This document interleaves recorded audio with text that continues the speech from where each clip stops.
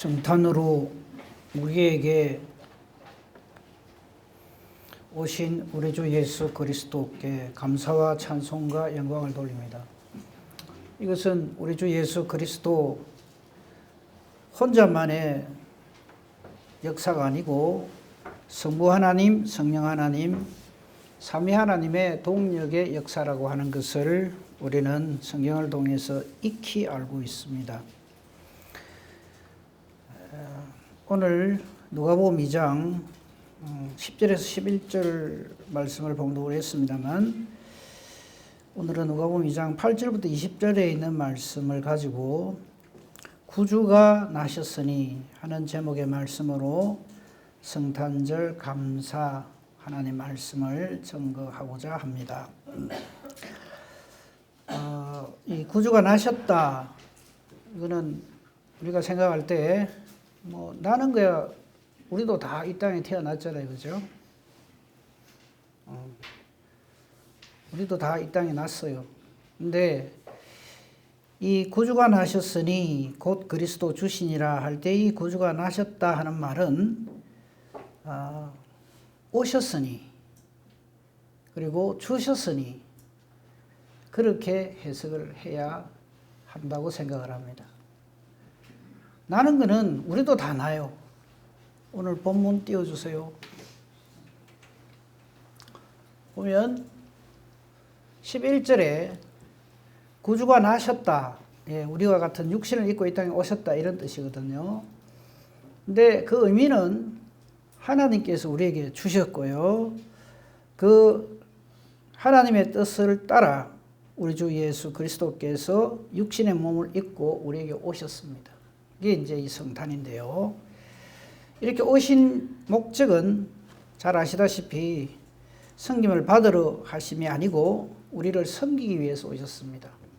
우리를 섬긴다는 말은 우리의 죄의 문제를 해결해서 우리가 잃어버린 낙원, 우리가 잃어버린 안식, 우리가 잃어버린 하나님의 자녀의 모든 권세를 회복시켜 주시기 위해서 오셨습니다. 이것 외에는 이 일이 이루어질 수가 없죠. 이것을 온 성경은 우리에게 증거를 합니다. 그래서 예수님에 대해서 기록된 말씀 중에 안 찾겠습니다. 이미 여러분 다 잘 아실 것이기 때문에 대부분에 보면 임마누엘이라 하는 말이 나옵니다. 이 말이 매우 중요합니다. 예수님의 오심을 그냥 한 아기가, 이쁜 아기가 태어났다, 이렇게 표현하지 않고 이 의미가 임마누엘, 이렇게 표현을 합니다. 임 하는 말은 함께인 말입니다. 마누라는 것은 우리 이 말이고 엘은 하나님, 이런 뜻입니다. 그래서 예수님의 오심은 하나님이 우리와 함께 하십니다, 이런 뜻입니다. 이게 엄청난 의미거든요. 절대 거룩하신 하나님은 죄인데도 우리 인간과 함께 하시지 않습니다. 함께 하실 수가 없어요. 우리 인간 중에서 내가 하나님과 함께 해야 되겠다라고 생각해가지고 우리가 하나님께로 나아가려고 애를 쓰죠. 불가능합니다. 있을 수가 없는 일입니다. 그런데 이 일을 이루어 주신 유일무이한 일이 바로 예수님의 오심입니다. 임마누엘, 하나님이 우리와 함께 하신다. 그냥 이거는 단순히 잠깐 있다가 하는 게 아니라 완전히 우리 가운데 사시는 거예요. 내 마음 가운데 사시는 거예요. 내 안에 그리스도께서 사시는 거죠. 이거를 위해서 예수님이 오셨다 하는 겁니다. 그래서 단순히 성탄절에만 임마누엘 그러면 안 돼요. 예수를 믿는 이 자체가 예수님이 나와 함께, 이 말이에요. 내 안에 예수님이, 내가 예수님 안에, 이 놀라운 은혜와 복, 기적을 이루어 주신 사건이 바로 이 성탄이다 하는 겁니다. 이건 뭐 다 아시겠지만 한 번 더 그렇게 정리를 하는 겁니다. 그래서 예수님 오신 것은 이 세상 사람들도 다 알아요. 크리스마스 이래가지고 아마 어젯밤에도 자기들 살고 싶은 대로 살았을 겁니다. 하고 싶은 짓 다 하고, 그죠? 성탄절이랍시고. 그리고 예수님이 오신 것이 성탄절이라고 하면은 이제 뭐 모르는 사람 없어요. 근데 이 예수님에 대해서 저들은 임마누엘이라고 신앙 고백하지 않습니다. 이게 신앙 고백이 아니면은 절대 임마누엘이라는 표현을 하지 않아요. 뭐라 그럽니까? 훌륭한 위대한 인류의 스승이 태어난 날이다.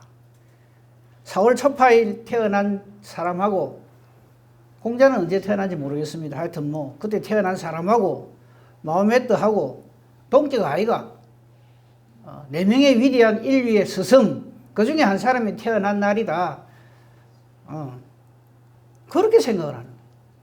우리는 절대 그것을 거부합니다. 위대한 인류의 스승이 온 날이 아니고요. 태어난 날이 아니고 이 땅에 수없이 많은 아담의 후손들이 태어났다가 죽었을 거 아닙니까? 그 중에서 난 사람 1등부터 4등 안에 들어가는 사람 이렇게 보면 안 돼요. 그는 하나님이십니다. 하나님이 우리와 함께 하심입니다. 이것을 분명하게 하는 날이 바로 오늘 이 성탄입니다. 이 성탄절의 의미가 바로 그것입니다. 그리고 이 태어난 아기의 이름을 사람이 짓지 않습니다. 그죠? 원래 아기가 태어나면 이름 누가 짓습니까? 뭐 아버지 아니면 할아버지 뭐 집안의 어른이 짓죠. 그죠? 아니면은 장명소 가서 돈 주고 짓고 그래 합니다. 그죠?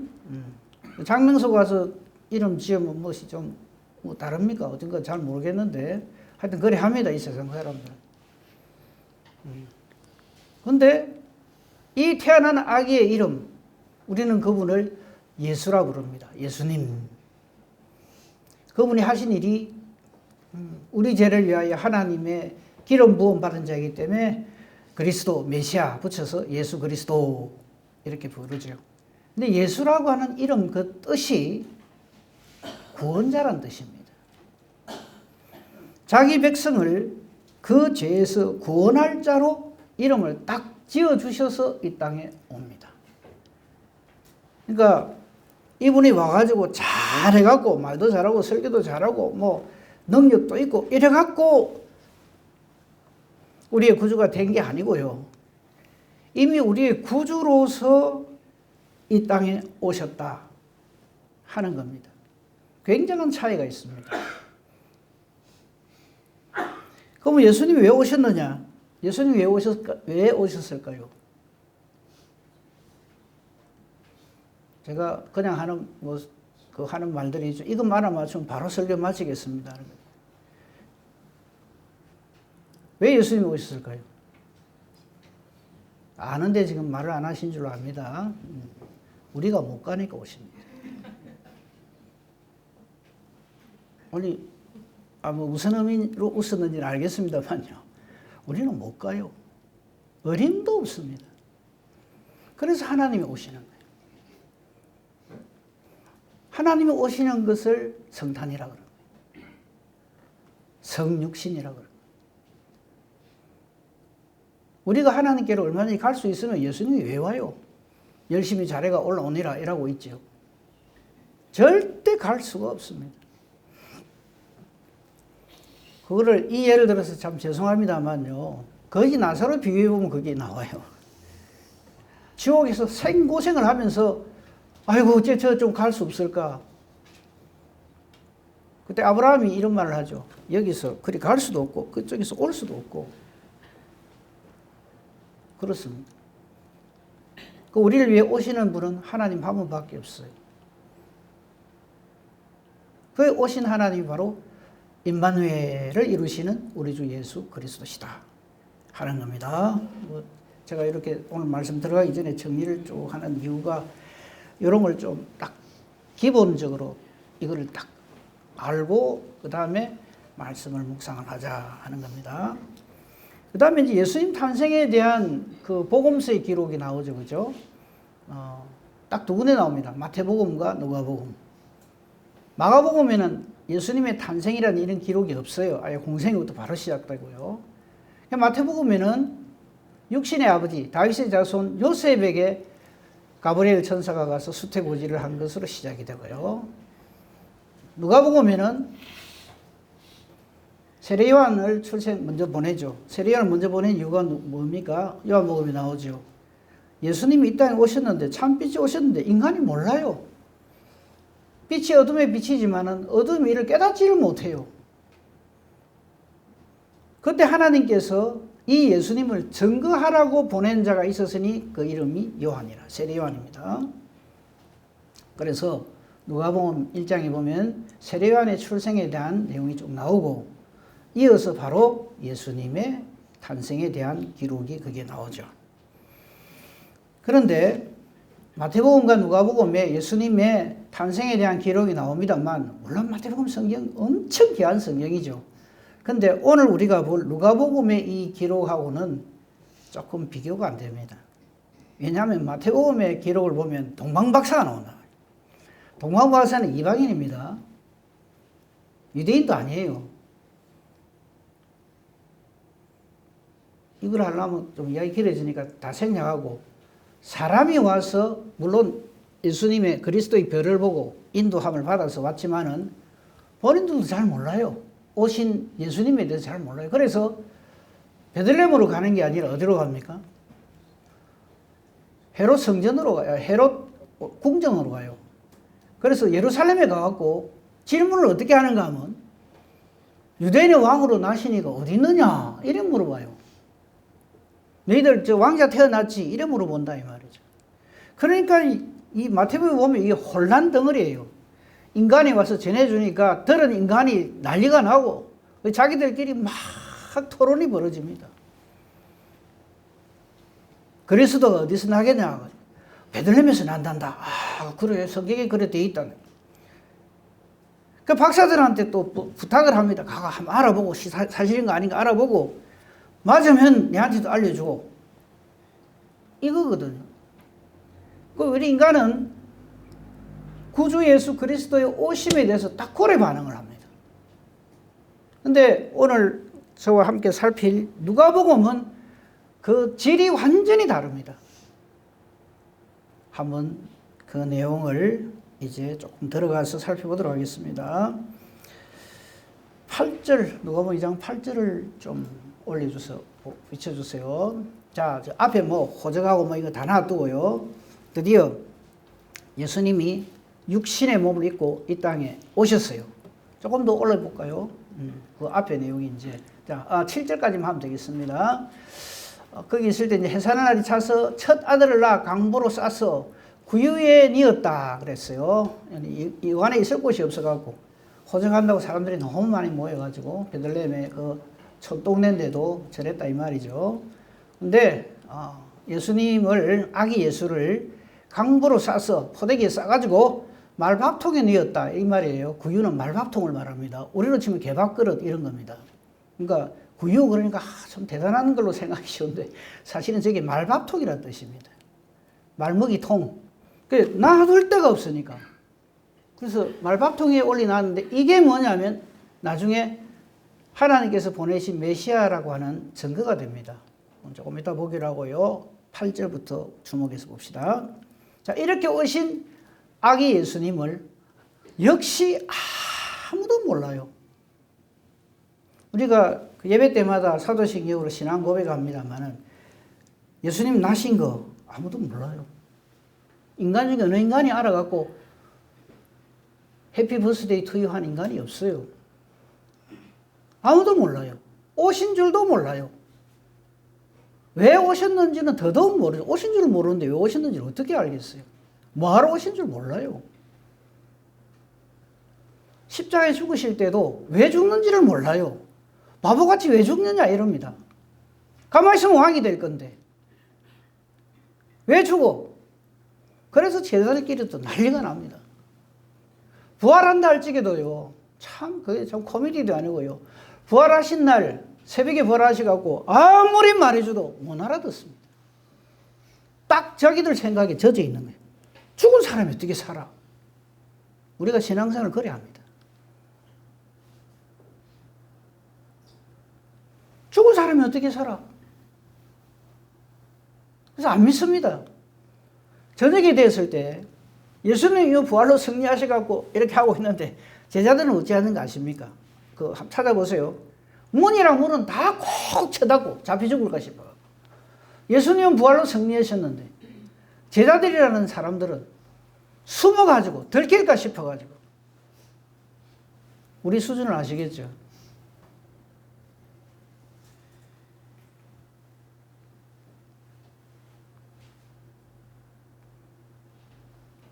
그렇습니다. 그런데 이 누가복음 2장은 정말 놀라운 것이 8절입니다. 그 지역의 목자들이 밤에 밖에서 자기 양떼를 지키고 있었습니다. 근데 여기에 하나님의 이 성탄 메시지가 주어집니다. 9절입니다. 이거 하나님이 하시는 일이죠. 그래서 아는 거예요. 그전에는 마태복음 보면 그 의미를 몰라요. 근데 누가복음에는 확실하게 보여주는 거죠. 주의 사자가 천사를 말하죠. 곁에 서고 주의 영광이 그들을 두루 비춰줍니다. 그러니까 하나님의 영광이 쫙 목자들을 비춰주는 거예요. 여기서 사실 성탄은 끝난 겁니다. 그 뒤에 설명은 사실은 그게 따라오는 것에 불과합니다. 하나님의 영광이 인간에게 쫙 비춰지는 거예요. 이게 성탄입니다. 이 일에 대해서 인간들은 겁이 나고 크게 무서워합니다. 덜덜덜덜 떱니다.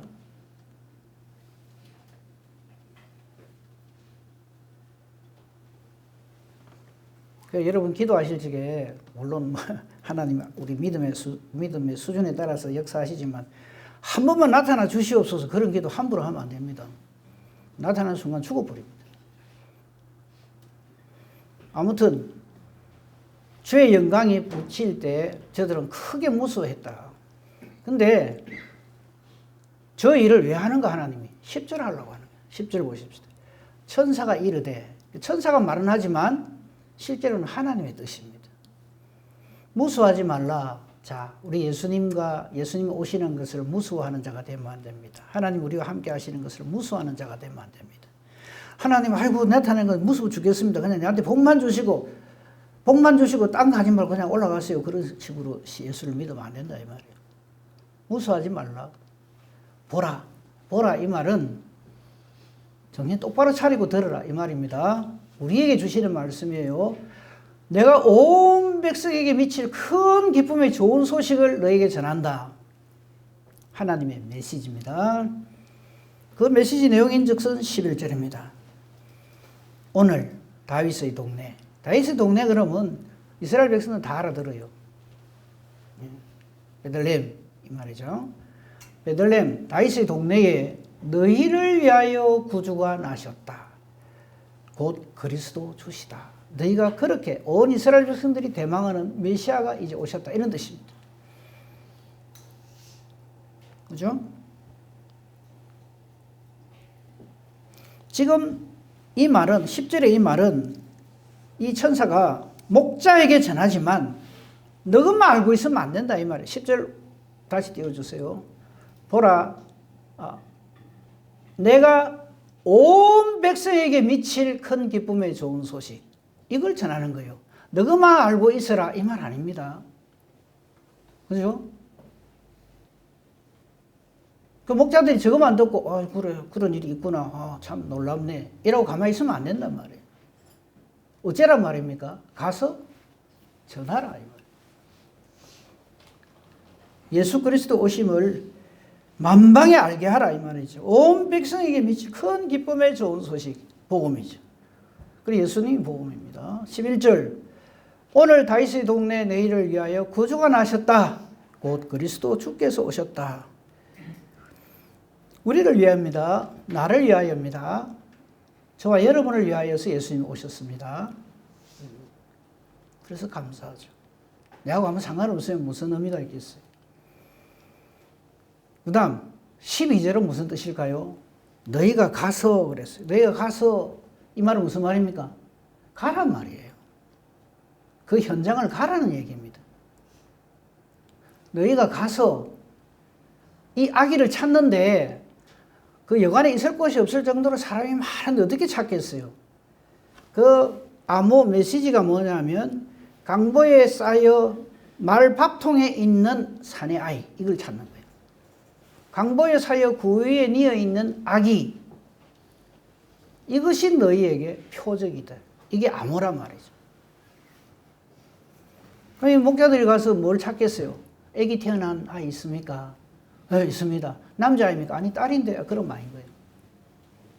있다, 이거요. 그 아기 어디 있습니까? 저기 안방에 잘 못이 났지. 그런 말입니다. 산에 아이가 태어났는데, 강보에 쌓여 있는데, 말밥통에 누워져 있는 그것이 바로 암호다. 표적이다. 지금 그걸 다 알려줍니다. 저 안 알려주면 목사들이 어떻게 알겠어요? 우리 예수 믿는 게 바로 그런 겁니다. 정말 친절하기 짝이 없는 성령 하나님의 인도하심을 받아서 우리가 말씀을 받아 아멘하고 그대로 순종하는 거예요. 지금 저걸 우리에게 실제로 보여주시는 겁니다. 너희가 가서 강보의 사이에 구유에 뉘어 있는 아기를 보리니 이것이 너에게 표적이니라 합니다. 그리고는 축하 메시지가 주어진 다음에는 성탄 축하 공연이 벌어집니다. 제가 이 말씀 몇 번 드렸는데 저는 이 공연 꼭 앵콜로 좀 듣고 싶어요. 천국 가서 우리 신청합시다. 13절입니다. 처음에는 천사 하나예요. 혼자서 쫙 이래 했는데 갑자기 13절 호련히 갑자기 벼랑간 이런 뜻이죠. 수많은 천군이 쫙 함께하는 거예요. 저는 저 말씀 볼 때마다 예수님께서 십자가 지시기 전에 이런 말씀을 하셨죠. 베드로가 칼을 들고 예수님 제가 지켜드리겠습니다 이렇게 하신 말씀이 있죠. 지금이라도 12형 대대는 천군천사 동원을 할 줄 몰라서 내가 지금 십자가를 지는 줄 아느냐 하신 말씀. 명심합시다. 우리는 그런 예수님을 믿고 있습니다. 그런 하나님을 아버지라 부르고 있습니다. 나의 어담을 가지고 자꾸 어떻게 하려고 하지 마세요. 제발 부탁입니다. 호련히 수많은 천군이 그 천사들과 함께 하나님을 쫙 찬송합니다. 기가 막히겠죠. 그 광경을 상상만 해도 수많은 천군 천사들이 쫙 원하늘에 펼쳐져가지고 대합창을 부릅니다. 그 합창의 내용을 저렇게 표현해요. 지극히 높은 곳 하나님께 영광. 이 땅에서는 이 예수님의 오심으로 인하여서 하나님이 기뻐하는 사람들 중에 하늘의 평강이 주어진다. 그래서 예수님 부활로 승리하신 뒤에도 제자들에게 너에게 평강이 있을지어다라고 선언을 합니다. 예수님 오실 때도 우리가 잃어버린 평강, 평화, 샬롬 이것을 우리에게 회복시켜 주신다 이 말이죠.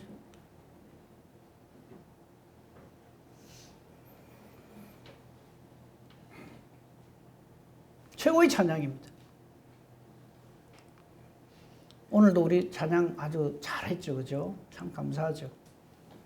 근데 우리는 반드시 저 찬양을 반드시 들어야 합니다. 어디에서? 하나님 나라에서.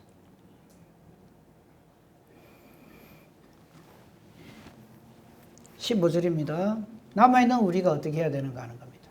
천사들은 떠났습니다. 하늘로 다 올라갔습니다. 목자들이 야, 참 희한한 거 구경했다. 그지? 멋진 공연 구경했는데 언제 저런 거 보겠노? 자, 빨리 약이나 치자. 똥이나 치아라. 그래 안 했습니다. 15절을 보면 천사들이 올라오고 난 다음에 목자들이 서로 말을 합니다. 이제 베들레헴으로 가자. 주께서 우리에게 알리신 이것이 정말 그대로 되어져 있는가 확인하자. 이게 신앙입니다. 신앙은 기록되어진, 선포되어진 우리에게 주신 이 말씀이 내게 주어진 그것을 그대로 확인하는 것이 신앙입니다. 무엇이 부족하거나 모자라거나 연약해서 우리의 도움이 필요하거나 그런 거 아닙니다. 이미 다 이루어 놓으신 것을 확인하는 게 우리의 신앙입니다. 신앙생활 똑바로 잘합시다. 주께서 우리에게 알리신 바 이 일을 이루어진 일을 보자 하고 16절입니다. 가기는 가는데 ner에 빠져가지고 가기 싫은데 저 양은 누가 키우노? 이러고 안 갑니다. 16절 빨리 갑니다. 그리고 아무데로 찾겠죠. 애기 낳습니까? 사내 아입니까? 애가 어디 있습니까? 그래서 보십시오. 마리아와 요셉과 구유에 누인 아기를 찾는 거예요. 말밥통에 애 눕혀 있는 거 없습니까? 그건 하나님만의 표적이기 때문에. 그렇죠? 그리고 17절 자기들에게 주신 하늘의 복음을, 메시지를 전하죠. 천사가 자기들에게 이 아기에 대하여 말한 것을 전합니다. 18절 듣는 자가 다 목자들이 그들에게 말하는 것을 다 듣고는 놀랍게 여깁니다. 그런데도 눈만 끔뻑끔뻑 할 것밖에 없었을 겁니다. 이게 뭔 소린가? 하지만 이걸 깨달아 알아듣는 사람이 있죠. 마리아입니다. 마리아는 이 모든 말을 마음에 새기어 생각하니라. 우리도 저렇게 해야 됩니다. 말씀을 읽을 때 확인. 감사합니다, 감사합니다, 감사합니다 하면서 말씀을 봉독을 해야 합니다. 묵상해야 합니다. 20절입니다. 목자들은 자기들에게 이르던 바와 같이 그것을 전부 다 확인을 한 다음에 어떻게 합니까? 하나님께 영광을 돌리고 찬송하고 돌아갑니다. 그리고 이 목자들에 대한 기록은 더 이상 성경에 나오지 아니합니다. 그러나 우리는 저들의 남은 생 동안에 하나님께서 어떻게 임마누엘 하시고 저들에게 은혜와 복을 주셨는가 하는 것을 충분히 미루어 짐작할 수가 있습니다. 우리의 성탄절이 그래야 됩니다. 올해도 연말 다 돼가고 12월 25일 이때쯤 되면 성탄절이라 해가지고 예배 드리니까 오늘 성탄절도 이렇게 잘 지나가는구나, 그렇게 신앙생활을 하면 안 됩니다. 저 놀라운 하나님의 은혜의 역사가 그 옛날 목자들에게 임하여졌듯이 오늘날 저와 여러분에게도 이 놀라운 은혜와 감동이 그대로 이루어져서 하나님 앞에 감사와 찬송과 영광을 돌리는 저와 여러분이기를 우리 주님의 이름으로 축복하며 축원합니다. 아멘. 아버지 감사합니다. 임마누엘 은혜를 베풀어 주심을 감사합니다. 우리를 위하여 구주를 보내주심을 감사합니다.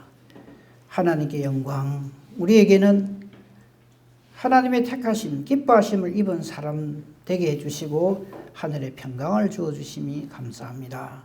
오늘도 이 복음 가운데서 감사와 찬송과 영광을 하나님께 돌리고 우리 남은 생 전부가 그러하게 하시고 하나님 나라에 가서도 이 은혜 가운데 거하는 저희들 되게 하옵소서. 예수님 이름으로 기도합니다.